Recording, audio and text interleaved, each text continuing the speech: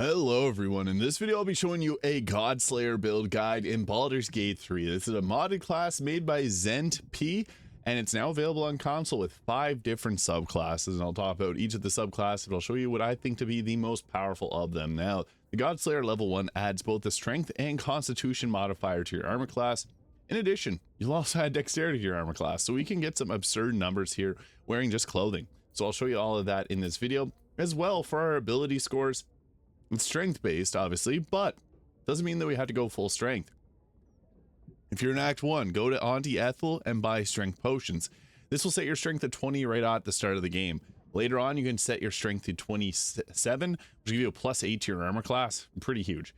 Now, in addition to this, you can also just use the Cheater's Ring to summon in strength potions if you want to make this a little bit stronger.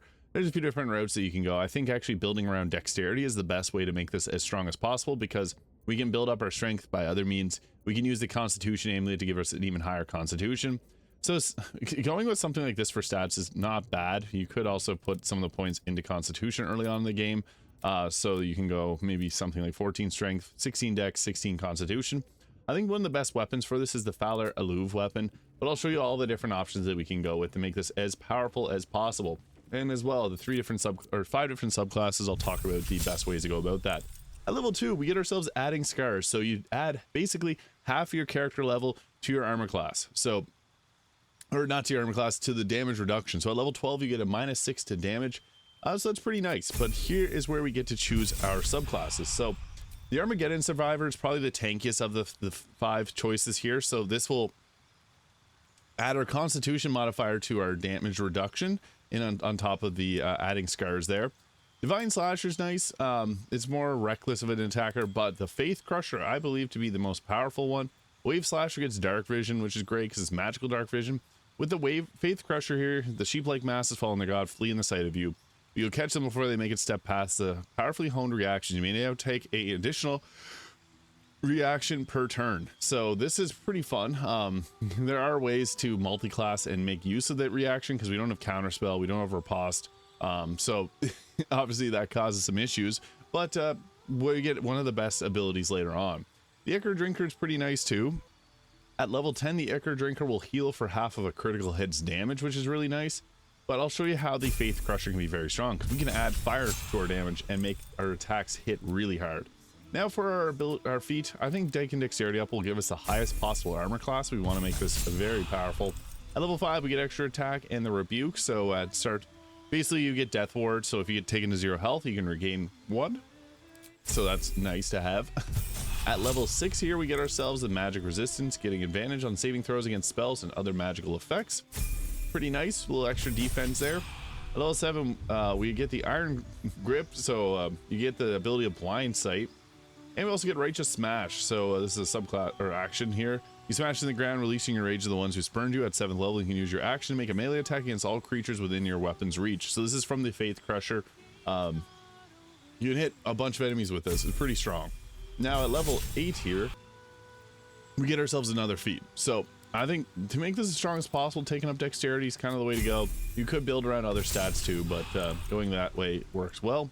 At level 9, the God Slayer can return even from the brink of death through their overpowering will. We get advantage on death saving throws. Nice. Here's where we get our biggest benefit. The Ignited Swing. Through pure hatred, you're able to ignite your weapon with flames. When attacking with a melee weapon, you now deal additional fire damage equal to half the damage done. That's pretty good. So huge damage buff there, adding an additional 50% damage as fire. Class passives, we get to choose a element, either elemental fiends or undead, that we will give basically or get an extra get advantage on, my bad. And the elementals being fiends and undead as well, or I guess you get fiends, undead, or elementals here. I think that the most common enemy you'll run into is undead, so that's a pretty solid choice, although elementals can be kind of a pain because they have such high health. And at level 12, you could go to the fighter, take a single level in that, or you could go with the alert feat or savage attacker. Savage attack will give us higher damage, basically re-rolling your damage die and using the highest result, giving you advantage on damage, which is nice. So with this, we can get our armor class freakishly high. We got 31 armor class here, so that is good. With the, I guess we can go with a clothing option here. So I'll show you what this probably put up to 32 actually, with something like the Robe of the Weave. Yeah, 32. Also, the Vest of Soul Rejuvenation. This can give us, you can use a reaction to make an unarmed strike against any attacker that misses. So, I mean, we don't have many uses for a reaction. As for our weapon, I think that Fowler Alluve is probably the best choice, but also if you went evil, you can go with the Shar Spear of the Evening, which can create darkness and gives you, and you can see through the darkness, so that's kind of nice. Night Rolna is also a pretty fun weapon, giving you the option to throw it around, getting extra movement speed. And Infernal Rapier can also be pretty good for piercing. If you want to go no weapon or no shield, you can go with the Duelist Prerogative, but we got 32 armor class. That's really nice.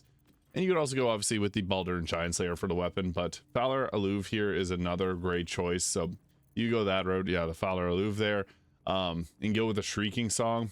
I'm going to go with either, I'm going to stick with the Shar Spear of the Evening. If you went evil route, that works really well. Yeah, it's entirely up to you, your choice for the weapon here. But something dex based can be nice with a versatile weapon, or even Night Rolna. It's your choice again. But what we get to our armor class is we get the +8 from strength, we get the +2 or +6 from constitution, +3 from the shield. I guess it does override our dexterity, but +1 from evasive shoes, brigand protection, cloak protection, 2 from the Vest of Soul Rejuvenation, also in the Mask of Soul Perception for the +2 to the attack rolls, and then Helldust Gloves gives us even further fire damage on our attacks, and we get a free critical hit, so pretty nice. Hellrider Longbow can be nice, but if you want to go with the Gaunter Mail, because this can give you haste, we don't really have as much offense as a fighter would have, so going with this could be nice. I'll show you this off in combat. So we're not exactly the most powerful class as the name would imply, but getting into things here, we got ourselves the Righteous Smash. So this gives us 1 damage option when we're surrounded by enemies. So I guess we can go ahead here. We're not going to make it far enough to be able to attack them. However, we can set up, we also are not affected by darkness. We can hit them with that, I guess. We don't have enough movement to normally attack, but the Righteous Smash we get per turn can allow us to get an extra attack off. And that's, I guess, one way, dealing that half fire damage and round it up an extra point.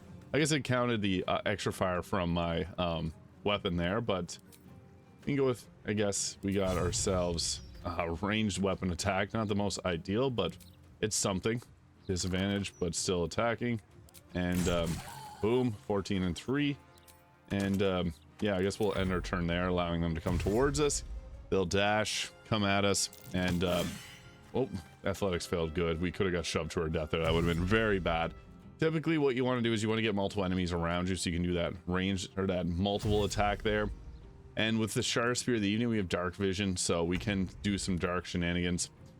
So I guess we'll get into range here, and we can try to find the right position to hit both of them. There it is, perfect. So boom, we rolled a 41 to hit. So that was pretty good, and it does a good amount of fire damage there. So then we can just follow that up with another attack there, and I guess I'll just use my critical hit there. Fire damage, 20 fire damage, and they like to put darkness on us, so I'm gonna hit her with the reverse Uno and drop darkness. It took her out. That was pretty crazy. Yeah, and then we'll just run on out here and give ourselves, I guess, the last attack in our trio here. This may do a good amount of damage. We apply Guiding Bolt, perfect. I guess I forgot about him. He has 6 health left. We'll just let them come towards us here. We blocked it, and we got the Greater Kashigo counter, so you can do an attack back at them, giving us an option for our 2 reactions, which is nice. It ends up that we got like 3 reactions kind of, but yeah, you just go ahead with your attacks there and finish off the enemies. So yeah, while this is not the most overpowered build, it's fun. Wearing this, we also have a use for a reaction, because typically there's not many reactions unless you take the Sentinel perk. I guess that's the only really other way you could get a reaction, but this armor does provide us with a reaction. We can attack with our weapon, so that can be fun. And also if you're using the Helldust Gloves, this adds additional necrotic damage on your unarmed strikes, so double whammy there. Let me know your thoughts though. The God Slayer, this is probably the most offensive version of it. I thought it was pretty fun.